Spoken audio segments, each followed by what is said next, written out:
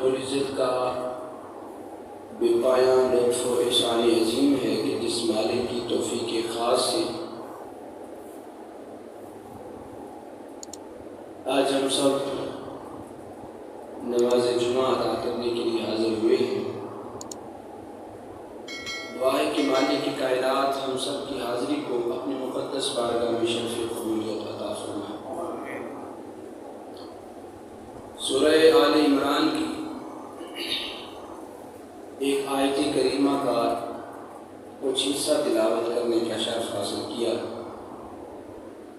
جس میں مالک کی کائنات نے ارشاد فرمایا، فقل، پیارے محبوب آپ ارشاد فرما دیجئے ان لوگوں کو، تعالوا ندعو ابناءنا و ابناءکم، تم اپنے بیٹوں کو بلا کے لاؤ، ہم اپنے بیٹوں کو بلا کے لاتے ہیں۔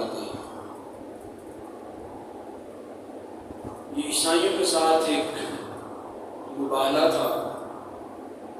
اس آیت کریمہ کو آیت مباہلہ بھی کہا جاتا ہے۔ تو آپ نے ارشاد فرمایا، محبوب آپ ان لوگوں کو ارشاد فرما دیں کہ یہ اپنے بیٹوں کو لاتے ہیں اور آپ اپنے بیٹوں کو لائیں۔ اب یہ بڑی قابل توجہ بات ہے کہ میرے آقا علیہ الصلوۃ والسلام میدان میں کھڑے ہیں اور میدان میں فرما رہے ہیں، تم اپنے بیٹوں کو لاؤ، ہم اپنے بیٹوں کو لاتے ہیں۔ تو جب بلانے کی باری آئی تو میرے آقا علیہ الصلوۃ والسلام نے بیٹوں میں چنا، پہلے حسن کو چنا، پھر حسین کو چنا۔ اب یہ بیٹوں کا ذکر آپ نے میدان میں کیا، میدان میں اعلان کیا، تم اپنے بیٹوں کو لاؤ، ہم اپنے بیٹوں کو لاتے ہیں۔ اب لفظ پہلی بات توجہ طلب یہ ہے کہ تم اپنے بیٹوں کو لاؤ، ہم اپنے بیٹوں کو لاتے ہیں۔ میرے آقا وہاں پہ واحد تھے،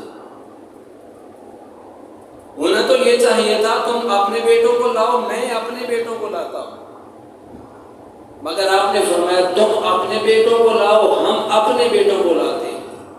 ابناءنا و ابناءکم، یہ جمع کا صیغہ جو ہے یہ بتا رہا ہے میرے آقا علیہ الصلوۃ والسلام تھے تو واحد، اگر چاہتے تو اتنا بھی فرما دیتے کہ میں اپنے بیٹوں کو لاتا ہوں، تم اپنے بیٹوں کو لے آؤ، مگر میرے آقا علیہ الصلوۃ والسلام نے یہاں جمع کا صیغہ کہہ کے فرمایا، لوگوں مجھے اور علی کو کہیں جدا نہ سمجھ بیٹھنا، علی مجھ سے ہے، میں علی سے ہوں، علی کے بچے ہیں تو میرے بچے ہیں۔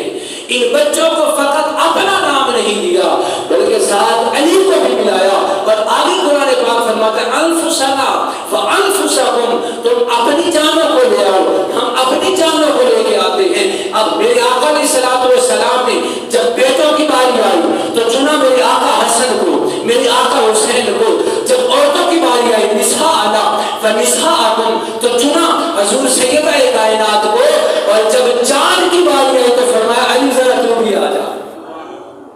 تو میرے آقا نے مولا علی کو یہ ابناءنا و ابناءکم کی اپنائیت کے اندر جمع کا صیغہ یہ لگا کے فرمایا علی تب بھی میرے ساتھ تھا، انفسکم کہہ کے فرمایا علی پہلے بھی نبی کی جان تھا، علی آج بھی نبی کی جان ہے، علی پہلے بھی میری جان تھا، علی آج بھی میری جان ہے۔ انفسنا وانفسکم ثم نفتعل، پھر مبالغہ کرتے ہیں۔ اب ذی وقار میرے آقا علیہ الصلوۃ والسلام نے اس حصے کے اندر دو نفوس کا ذکر کیا، دو شخصیات کا، ابناءنا و ابناءکم، اپنے بیٹے لاؤ، ہم اپنے بیٹے لے کے آتے ہیں۔ ایک بات یاد رکھیں، جو بیٹا ہوتا ہے وہ کبھی نانا کی نسل نہیں ہوتا، وہ باپ کی نسل ہوتا ہے۔ اولاد ہمیشہ باپ کی نسل سے چلتی ہے، مگر میرے آقا کی آل جو ہے وہ ساری علی کی اولاد ہی کی، علی و فاطمہ کی اولاد کو آل رسول کہا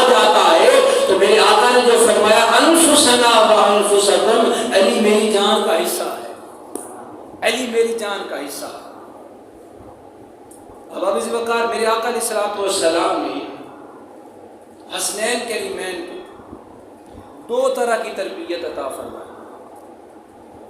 آپ کی تربیت کے اندر یہ بھی تھا کہ حضور انگلی پکڑ کے لے جاتے تھے مسجد میں، نماز کے لیے میرے آقا حسنین کو لے کے جاتے تھے۔ ایک تربیت کا انداز یہ تھا کہ مسجد میں لے جانا، اور دوسری تربیت کا انداز یہ تھا کہ پکڑ کے میدان میں لے کے جانا۔ میدان میں لے کے جانا یہ بھی میرے آقا علیہ الصلوۃ والسلام نے تربیت فرمائی تھی۔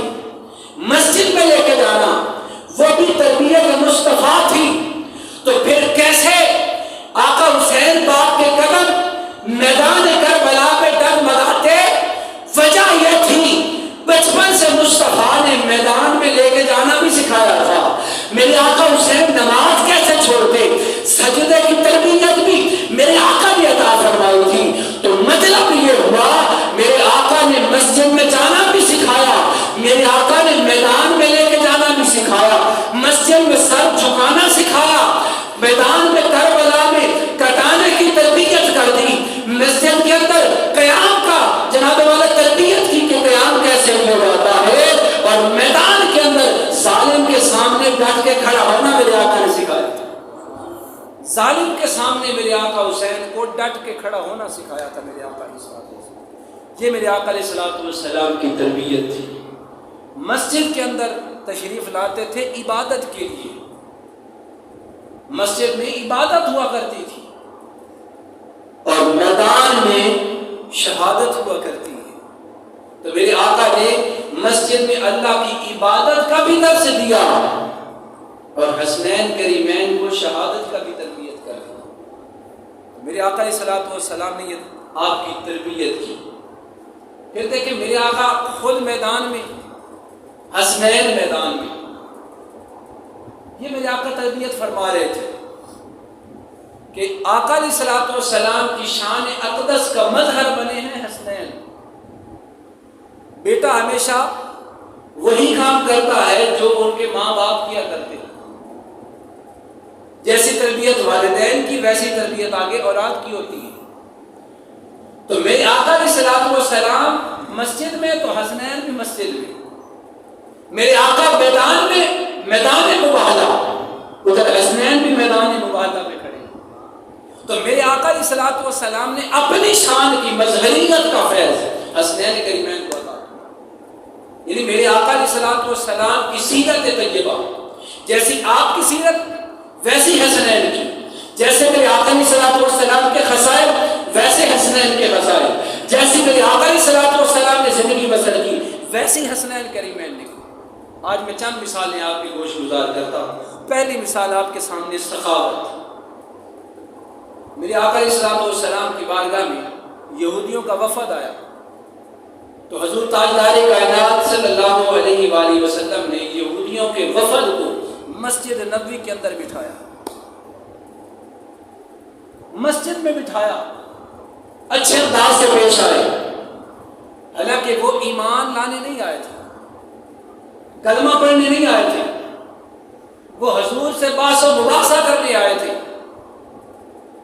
مگر میرے آقا علیہ الصلوۃ والسلام کی تربیت میں یہ شامل تھا، میرے آقا عزتیں دیا کرتے تھے، میرے آقا عزتوں سے نوازتے تھے، طبیعت کے اندر سخاوت تھی، اپنا آتا اس کو بھی پاس بٹھاتے، اگر کوئی پرایا آ جاتا حضور اسے بھی پاس بٹھاتے، حضور اپنے کو بھی فیض دیا کرتے تھے، حضور پرائے کو بھی فیض دیا کرتے تھے۔ حضور کی بارگاہ میں جو بھی آتا فیض لے کے جاتا، حضور نے مسجد میں بٹھایا، ان کی عزت کی، تکریم کی۔ اور میرے آقا علیہ الصلوۃ والسلام کی بارگاہ میں جب کوئی سوال ہی آتا تو آپ ان کو ان کی سوچ سے بڑھ کے دیا کرتے تھے۔ یہ حضور کی ایک صفت مبارک تھی، حضور ان کو نوازتے تھے، اور یہی فیض حسنین کریمین میں نظر آتا ہے، یہی فیض حسنین کریمین میں نظر آتا ہے۔ امام حسن مجتبیٰ آپ گھر میں تشریف فرمائے، باہر دستک ہوتی ہے، حضور باہر تشریف لاتے ہیں، پوچھا بھی کیسے آنا ہوا؟ تو ایک شخص ہے جس نے کہا حضور میں بڑا مجبور ہوں اس وقت، تو مجھے کچھ قرض چاہیے، میں مجبور ہوں، مجھے قرض چاہیے، میرے پاس کچھ پیسوں کا انتظام نہیں ہے، ضرورت ہے پیسوں کی، تو میرے آقا امام حسن مجتبیٰ آپ گھر تشریف لے کے جاتے ہیں، جو اس کی ڈیمانڈ تھی اس سے بڑھ کے اس کو نوازا، جو ان کی ضرورت تھی، جتنا انہوں نے کہا کہ مجھے قرض کی ضرورت ہے، آپ نے اس سے بڑھ کر دیا، اور جب ان کو عطا کر دیا، انہوں نے شکریہ ادا کیا، تو آپ نے فرمایا کہ اے میرے مصطفیٰ کریم کے صحابی، یہ شکریہ ادا کرنے کی ضرورت نہیں ہے، یہ شکریہ ادا کرنے کی ضرورت نہیں ہے۔ اور اگلی بات بڑی قابل توجہ، آپ نے فرمائی یہ قرض میں نے آپ کو نہیں دیا، یہ آپ کو بطور تحفہ پیش کیا، یہ آپ کو تحفہ دیا ہے۔ یہ امام حسن مجتبیٰ کی سخاوت کا عالم تھا، جب تحفہ دے دیا، انہوں نے تحفہ قبول کر لیا، آپ نے اس کو سینے لگایا اور زاروں قطار رونے لگ پڑے، رونے لگے، حضور وجہ کیا ہے، کیوں رو رہے ہیں؟ میں نے کہیں آپ کو پریشان تو نہیں کیا، کہیں ایسا تو نہیں کہ آپ کے گھر کے اخراجات کے لیے تھے تو میں نے سوال کر دیا تو آپ نے سارے اٹھا کے دے دیے؟ آپ نے فرمایا نا وجہ یہ نہیں کہ میں نے سب کچھ آپ کو دے دیا، وجہ یہ نہیں کہ مجھے کچھ خسارہ ہوا ہے پیسوں کے اندر، بس فقط وجہ یہ ہے کہ میں بے خبر رہا ہوں کہ میرے اس علاقے کے اندر کوئی اتنا مجبور بھی ہے اور مجھے خبر بھی نہیں، مجھے خبر بھی نہیں، کوئی مجبور بھی ہے، میں ڈر رہا ہوں کہیں قیامت کے دن اللہ رب العزت یہ نہ پوچھ لے کہ اے حسن مجتبیٰ اتنا تو بتا، تیرے دور کے اندر اتنے مجبور رہا کرتے تھے اور تمہیں خبر ہی کوئی نہیں تھی۔ یہ تھا آپ کی سخاوت کا عالم۔ تو میرے آقا علیہ الصلوۃ والسلام سے فیض لیا ہوا تھا حسنین نے، تو میرے آقا علیہ الصلوۃ والسلام کی سیرت طیبہ کا عکس نظر آتا تھا حسنین میں۔ آپ نے سنا ہے نا کہ حسن اور حسین کو کھڑا کیا جاتا تھا تو آقا علیہ الصلوۃ والسلام کے دیدار کی لذت ملتی تھی صحابہ کو، کیونکہ آپ آقا علیہ الصلوۃ والسلام کی شکل میں شباہت رکھتے تھے، تو جس طرح شکل میں تھے اسی طرح آپ کے کردار میں بھی آقا کریم کا عکس تھا، اسی طرح آپ کی سخاوت میں بھی حضور کا عکس تھا۔ آقا امام علی مقام حضرت امام حسین علیہ الصلوۃ والسلام، آپ کی سخاوت کا عالم کیا تھا؟ امام حسین علیہ الصلوۃ والسلام مدینہ طیبہ میں آپ کی سخاوت کا عالم کیا تھا؟ ایک دفعہ آپ مسجد سے گھر تشریف لے کے جا رہے ہیں اور ایک صحابی کسی سے چلتے چلتے آیا، عرض کیا آقا مجھے کچھ پیسوں کی ضرورت ہے، مگر چونکہ وہاں رش زیادہ تھا تو رش میں میں نے آپ کو پریشان کرنا مناسب نہیں سمجھا، اسی لیے تنہائی میں آپ سے سوال کر رہا ہوں، عرض کر رہا ہوں کہ مجھے کچھ پیسوں کی ضرورت ہے۔ امام حسین علیہ الصلوۃ والسلام آپ ان کو گھر لے کے گئے اور گھر لے جا کر آپ نے ان کو خاطر تواضع کی کھانا دیا اور فرمایا تھوڑی دیر بیٹھ جاؤ، تھوڑی دیر بیٹھیں گے تو انشاءاللہ اللہ کو یہ انتظام فرما دے گا۔ اب سخاوت کا عالم دیکھیں کہ آپ کے گھر میں کچھ بھی نہیں تھا بظاہر، میرا ایمان کہتا ہے کہ اگر کچھ ہوتا تو آپ اٹھا کے دے دیتے، بٹھانے کی ضرورت نہ پڑتی۔ آپ نے فرمایا کہ آپ تھوڑی دیر ریسٹ کریں، انشاءاللہ اللہ کو یہ انتظام فرما دے گا۔ مطلب یہ ہے کہ ان کو خالی لگایا نہیں کہ میرے پاس اس وقت کچھ نہیں، گھر میں کچھ نہیں، اس کو خالی موڑا نہیں بلکہ پاس بٹھایا، پاس بٹھا کے تھوڑی دیر گزری، آپ کا ایک محب آیا، آپ کا غلام آیا تو اس کے پاس کچھ بوریاں تھیں جن کے اندر درہم موجود تھے، درہم موجود تھے اور بوریاں، حدیث مبارکہ میں آتا ہے کہ 5 بوریاں بھی تھیں، 5 بوریاں دراہم کی بھری ہوئی۔ ایک غلام آپ کی بارگاہ میں لے کے آیا، حضور یہ تحفہ قبول فرمائے، آپ نے بغیر دے کے فرمایا وہ حاجت مند بیٹھا ہے اس کو دے دو۔ آپ نے دیکھا نہیں اندر ہے کیا، کتنی قیمت ہے نہیں دیکھا، کتنے پیسے ہیں، کھانے کا سامان کتنا ہے، یہ نہیں پوچھا تیری ضرورت کتنی ہے، بلکہ 5 کی 5 بوریاں جب اسی غلام کو فرمایا کہ وہ حاجت مند بیٹھا ہے اسے عطا کر دو، اسے عطا کر دو،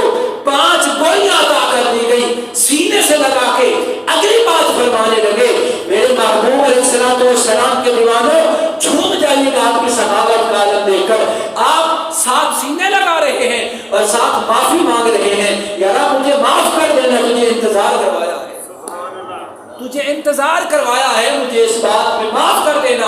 کہیں اللہ رب العزت اس بات پہ بھی نہ پوچھ لے کہ میرے محبوب کے غلام آتے تھے تو ان کو انتظار کروایا کرتے تھے. احباب ذی وقار، یہ تھا ان کی سخاوت کا عالم.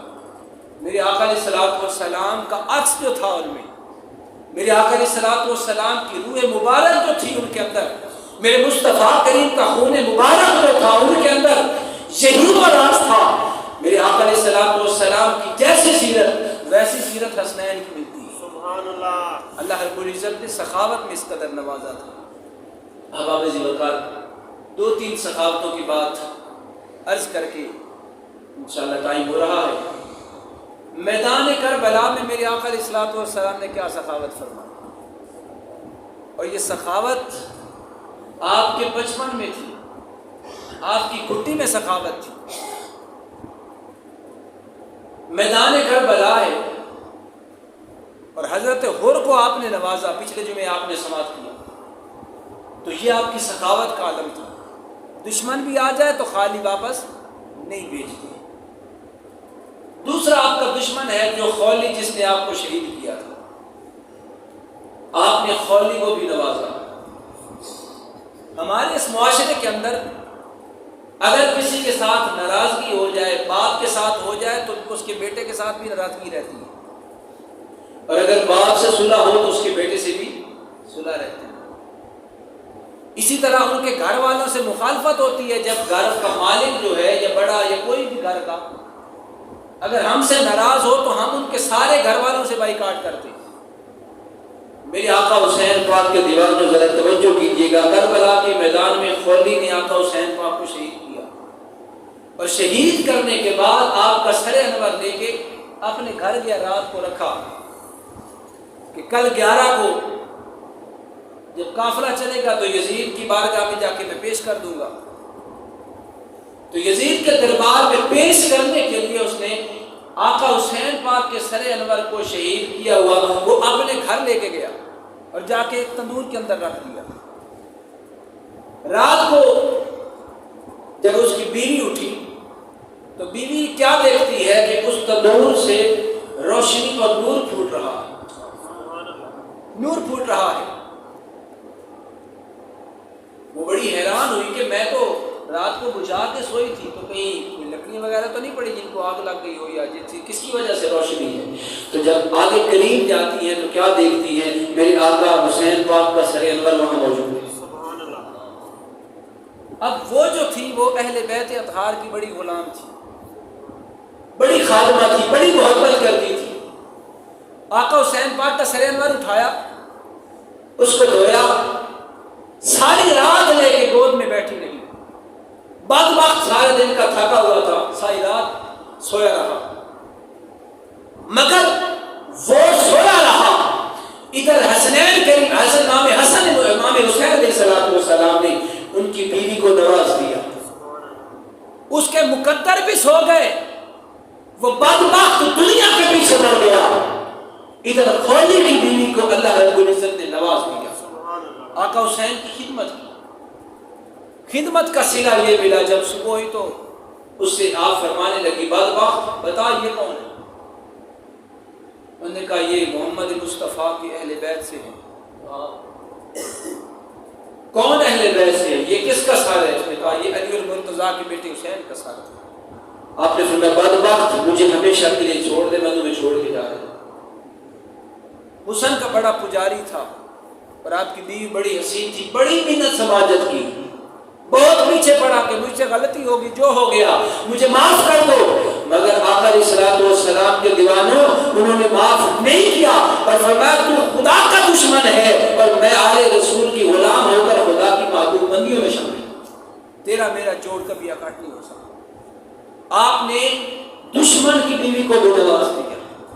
آپ کی سخاوت کا یہ عالم تھا. آگے چلیے ذرا. میرے آقا حسین پاک آپ کا سر انور چلتا چلتا دمشق کے بازار میں پہنچتا ہے. رات کا وقت ہوتا ہے. ایک راہب بڑے عرصے سے اللہ رب العزت کی عبادت کر رہا ہے، یہودی مذہب پہ بڑے دنوں سے اللہ اللہ کر رہا ہے.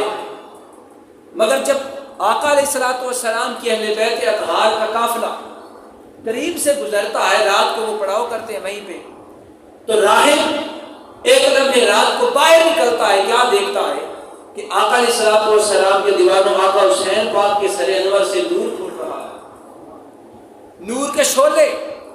اچھا یہ نور دکھتا بھی اسی کو ہے جس کا من پاک ہو۔ سبحان اللہ۔ ان کو نظر نہیں آیا کیونکہ وہ بدبخت تھے، انہیں فقط دنیا نظر آ رہی تھی، وہ دنیا کے پجاری، وہ حرام خور تھے۔ یہی وہ وجہ تھی کہ انہیں آقا حسنین کے میں جو شان تھی وہ نظر ہی نہ آئی۔ دوسری طرف راہب، اس کا من پاک تھا، اس نے کیا دیکھا؟ نور پھوٹ رہا ہے، گیا ان کے پاس، یہ سر مجھے نہیں دے سکتے۔ سبحان اللہ۔ اب وہ دنیا کے پجاری تھے، انہوں نے کہا تو اس کے بدلے میں کیا دے گا، کیا کرے گا اس سر؟ انہوں نے کہا تمہارے لیے کچھ نہیں مگر میرے لیے تو سب کچھ یہی ہے۔ مجھے تو نظر آ رہا ہے کہ میری بخشش کا سامان بھی یہیں سے ہوگا۔ اس راہب نے کئی ہزار دینار دے کر میرے آقا حسین پاک کے سر انور کو گھر لے گیا، آ کے دھویا، گرد و غبار اس کو دھویا، صاف کیا، خوشبو لگائی، اور خوشبو لگا کے رات کو سوئے، ادھر سوئے، اللہ رب العزت نے قسمت کو جگا دیا۔ ادھر سوئے ہیں، مقدر جاگ اٹھے، میرے آقا نے خواب میں آ کر دیدار بھی عطا فرمایا اور اسے کلمہ بھی عطا فرمایا۔ لوگوں کو پتا چلا آقا حسنین کے، آقا حسین پاک کا تو سر انور اتنا سخی ہے۔ یزید کی دو ڈیمانڈیں تھیں، ایک ڈیمانڈ یہ تھی اپنا سر دے دو یا بیت دے دو، یہی دو چاہتے تھی۔ میرے آقا حسین پاک نے تو یزید کو بھی خالی نہیں جانے دیا، فرمایا بدبخت تیرے ہاتھ میں ہاتھ نہیں لے سکتا مگر سر لے سکتا ہوں، اب سر دے کے قیامت تک بتا دیا مردود کون ہے اور درود والے کون ہیں، درود کن پہ پڑھا جاتا ہے اور مردود کون ہے۔ ہمیشہ کے لیے اب تک کی تفسیر جس بدبخت کو میرے آقا حسین نے بنا دیا اسے یزید اور یزید کے حوالے کہا جاتا ہے، اور جو کوثر کی تفسیر بن کے آج بھی دنیا کے کونے کونے میں ہے اسے آل رسول کہا جاتا ہے۔ میرے آقا حسین پاک کی کون ہے جو ان کی سخاوت کو جانچ سکتا ہے؟ میرے آقا علیہ الصلوۃ والسلام کے دیوانوں امام زین العابدین شام کے بازار میں پہنچے، ایک عورت آئی، کوئی ہے طبیب؟ میرا بیٹا بڑا بیمار ہے۔ بدبختوں نے میرے آقا امام زین العابدین پاک کی طرف ایک تنزیہ نگاہ سے دیکھا اور کہا کہ یہ طبیب بیٹھا ہے، یہ طبیب ہے جو آپ کے بچے کا علاج کرے گا۔ آپ اس عورت آپ کے قریب آتی ہیں، حضور بڑے مجبور لگتے ہیں مگر اتنا کرم فرمائیں اگر آپ کے آنے سے، آپ کی دوائی بتانے سے میرا بچہ ٹھیک ہو جائے تو نگاہ کرم فرمائیں۔ آپ بیڑیوں کی صورت میں بڑی مشکل سے نیچے اترے، نیچے اتر کے اس عورت کی بات سنی، آپ چل رہے ہیں، آگے بچی آ گئی، بچی نے آ کے کہا امی ذرا اس حکیم کو کہہ دو واپس پلٹ جائے کیونکہ میرا بھائی اس دنیا میں رہا نہیں، میرا بھائی دنیا سے چلا گیا ہے۔ امام زین العابدین پاک کو عرض کیا گیا حضور بیٹا تو فوت ہو گیا، آپ کی مہربانی، آپ نے قدم رنجا فرمایا مگر آپ چلے جائیں۔ آپ نے فرمایا یہ سمجھتی ہے کہ میں کہہ دوں ہوں یہ تو اس کی رضا ہے، ہم کوئی مجبور نہیں، بس مجھے لے کے تو جا۔ آپ گئے، آپ نے مسلح بنوایا، عجیب حکیم تھا، حکیم نبض دیکھتا ہے، نبض دیکھ کے علاج کرتا ہے۔ میرے آقا امام زین العابدین نے سر انور سجدے میں رکھا اور سجدے میں رکھ کے اللہ کی بارگاہ میں عرض کیا ربا سونیا اگر علی اکبر کی جوانی قبول ہے، علی اصغر کی معصومیت کو قبول فرما لیا ہے، میرے بابا کا سر انور کی تلاوت قبول ہے، تو آج آقا حسین پاک کا بیٹا ہوں، کبھی خالی نہیں لوٹوں گا، تیری بارگاہ میں آیا ہوں، اس بچے کی زندگی لے کے اٹھوں گا۔ امام زین العابدین پاک ابھی سر انور سجدے میں تھا، دعائیں کر رہے تھے، ادھر وہی بچی دوڑ کے آتی ہے امی اس حکیم کو بولو سر اٹھا لو، میرا بھائی زندہ ہو گیا ہے۔ جو اس حالات کے اندر بھی سخاوت کے پیکر تھے انہیں آل رسول کہا جاتا ہے۔ فیض پیچھے کن کا تھا؟ حسنین کریمین کا۔ کسی کے ذہن میں سوال پیدا ہوتا ہے مردوں کو زندگی کیسے؟ تو میرے آقا نے تو پتھروں کو بلایا ہے، میرے آقا نے پتھروں کو زندگی دی ہے، جو پتھروں کو زندگی عطا کر سکتے ہیں تو ان کی آل جو ان کے جسم سے روح نکلتی ہے ان کو واپس کیوں نہیں کر سکتا؟ آل رسول کو اللہ نے بڑی عظمتوں سے نوازا ہے، سخاوتوں سے نوازا ہے. حضور کی عکس جو تھا وہ ان میں نظر آتا تھا. اللہ رب العزت کی بارگاہ میں دعا ہے چند منٹوں کی حاضری قبول و منظور فرمائے. آمین. وآخر دعوانا